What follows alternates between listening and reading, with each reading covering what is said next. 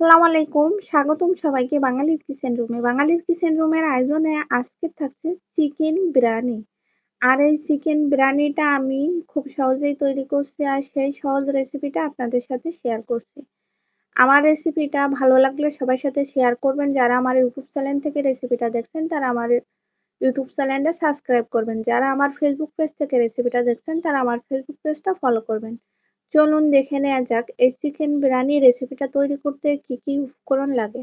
আমি চুলায় একটি কড়াই বসিয়েছি আর এখানে অ্যাড করে দিচ্ছি পরিমাণ মতো সয়াবিন তেল। সয়াবিন তেলটা আমি এখানে অ্যাড করে দিলাম। অ্যাড করে দিয়ে তেলটা গরম হয়ে আসলেই আমি এখানে দিয়ে দেব আলুগুলা ভাজতে দেব।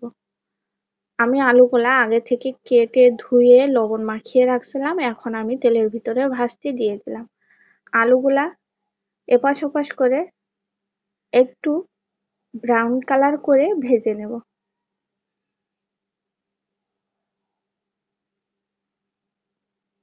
দেখুন আমি এভাবে নাড়াচাড়া করে আলুগুলা এপাশ ওপাশ করে ব্রাউন কালার করে আলুগুলা ভেজে নিচ্ছি। আলুগুলা ভাজা হয়ে গেছে, এখন আমি চুলা থেকে উঠিয়ে নিচ্ছি। আলুগুলা সব আমি চুলা থেকে উঠিয়ে নিলাম। এখন আমি এখানে অ্যাড করে দেব পেঁয়াজ কুচি করে। আমি এখানে 1 কাপ পরিমাণে পেঁয়াজ কুচি করে বেরেস্তা তৈরি করার জন্য ভাজতে দিয়ে দিলাম। বেরেস্তা তৈরি করার জন্য পেঁয়াজটা আমি এখানে ভাজতে দিয়ে দিয়েছি। আর চুলার আঁচটা আমি মিডিয়ামে রেখে বেরেস্তাটা তৈরি করে নিচ্ছি। আমি আজকে যে বিরিয়ানিটা রান্না করছি এটা আমি সিদ্ধ চাল দিয়ে বিরিয়ানিটা রান্না করছি। দেখুন পেঁয়াজটা বেরেস্তা হয়ে গেছে, এখন আমি অর্ধেকটা উঠিয়ে নিলাম আর অর্ধেকটা কড়াইতে রেখে দিলাম। এখন আমি এখানে অ্যাড করে দিচ্ছি আদা রসুন বাটা আর জিরা বাটা অ্যাড করে দিলাম। দিয়ে আমি এখানে এখন অ্যাড করে দিচ্ছি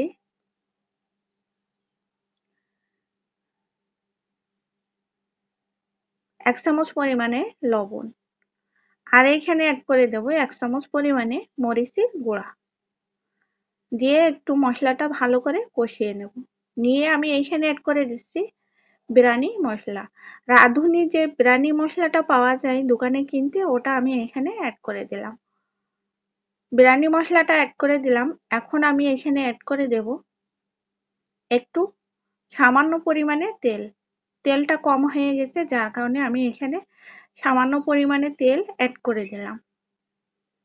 তেলটা অ্যাড করে দিয়ে এখন আমি নাড়াচাড়া করে এখানে অ্যাড করে দিচ্ছি টক দই। টক দইটা আমি এখানে অ্যাড করে দিয়ে মশলাটা কিছু সময় ধরে নাড়াচাড়া করে তেলের ভিতরে ভালো করে কষিয়ে নেব। দেখুন মশলাটা কষানো হয়ে গেছে, তেল উপরে ভেসে উঠছে। এখন আমি এখানে অ্যাড করে দিচ্ছি যে মুরগিটা আমি পিস পিস করে কেটে রাখছিলাম ছোট ছোট টুকরো করে, এখানে অ্যাড করে দিলাম। দিয়ে আমি মুরগিটা ভালো করে কষিয়ে নেব। আজকে আমি সিদ্ধ চালের বিরিয়ানি রান্না করব। সিদ্ধ চালের বিরিয়ানি যে খেতে এতটাই মজার হয় আমি আগে জানতাম না। এখন আমি চালটা ভেজে নেওয়ার জন্য চুলায় একটি কড়াই বসিয়েছি আর এখানে অল্প পরিমাণে তেল অ্যাড করে দিয়ে চালটা আমি এখানে ধুয়ে ভাজতে দিয়ে দিলাম। আমি আজকে আধা কেজি চাউলের বিরিয়ানি রান্না করছি। চালটা আমি ভালো করে ভেজে নেব। সিদ্ধ চাল তারপরেও ভালো করে ভেজে নিলে ভাতটা ঝরঝরা হবে। একদমই পোলাও চালের যে বিরিয়ানিটা আমরা রান্না করি ওরকমই হবে, যার কারণে আমি চালটা ভেজে নিয়েছি। এদিকে আমার মুরগিটা চিকেনটা প্রায় হয়ে আসছে। এখন আমি একটু নাড়াচাড়া করে এখানে অ্যাড করে দেব যে আলুগুলা আমি ভেজে রাখছিলাম। আলুগুলা আমি এখানে অ্যাড করে দিচ্ছি। আলুগুলা আমি এখানে অ্যাড করে দিলাম, দিয়ে একটু নাড়াচাড়া করে এখানে অ্যাড করে দেব যে চালটা আমি ভেজে রাখছিলাম, চালটা এখানে অ্যাড করে দিলাম। দিয়ে সবকিছু উপকরণ ভালো করে মিশিয়ে নেব। দেখুন এভাবে করে নাড়াচাড়া করে আমি সবকিছু উপকরণ ভালো করে মিশিয়ে নিয়েছি। হঠাৎ করে বাসায় মেহমান আসছে, যার কারণে আমি হাতের কাছে পোলাও চাল ছিল না, সিদ্ধ চাল দিয়ে বিরিয়ানিটা রান্না করছি। কিন্তু কেউই ধরতে পারেনি একদমই যে এটা পোলাও চাল না, এটা সিদ্ধ চাল। আমি বিরিয়ানির পানিটা এখানে অ্যাড করে দিলাম।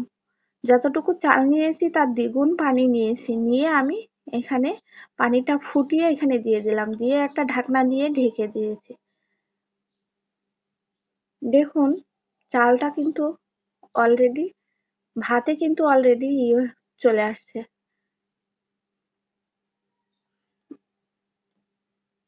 দেখুন ভাতটা কিন্তু অলরেডি হয়ে গেছে। এখন আমি ঢাকনাটা উঠিয়ে বারবার একটু করে এভাবে নাড়াচাড়া করে ভাতটা ফুটিয়ে নিয়েছি। এই বিরিয়ানি ভাতটা কিন্তু একদমই খেতে এবং গন্ধে পোলাও চাল দিয়ে যে বিরিয়ানিটা আমরা রান্না করি ওর মতো হয়েছিল, যার কারণে আমি আপনাদের সাথে শেয়ার করছি। দেখুন রেডি হয়ে গেছে বিরিয়ানিটা। এখন আমি উপর থেকে কিছু বেরেস্তা দিয়ে দেব।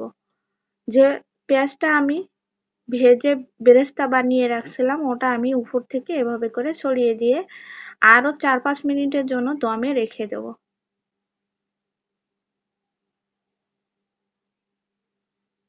এখন আমি ঢাকনা দিয়ে ঢেকে আরো 4-5 মিনিটের জন্য দমে রেখে দিয়েছিলাম। এখন ঢাকনাটা উঠিয়ে আপনাদের দেখাচ্ছি, একদমই রেডি হয়ে গেছে বিরিয়ানিটা। দেখুন এভাবে করে আমি ডেকোরেশন করে নিয়েছি। আমার রেসিপিটা কেমন হয়েছে তা কমেন্টে অবশ্যই জানাবেন, আর আপনারা বাসায় ট্রাই করে দেখবেন কেমন হয় এই রেসিপিটা খেতে। আমার রেসিপিটা ভালো লাগলে সবার সাথে শেয়ার করবেন। যারা আমার ইউটিউব চ্যানেল থেকে রেসিপিটা দেখছেন তারা আমার ইউটিউব চ্যানেলটা সাবস্ক্রাইব করবেন। যারা আমার ফেসবুক পেজ থেকে রেসিপিটা দেখছেন তারা আমার ফেসবুক পেজটা ফলো করবেন। আজ এ পর্যন্ত, আবারও দেখা হবে, কথা হবে নতুন কোনো রেসিপিতে। সে পর্যন্ত সবাই সুস্থ থাকবেন।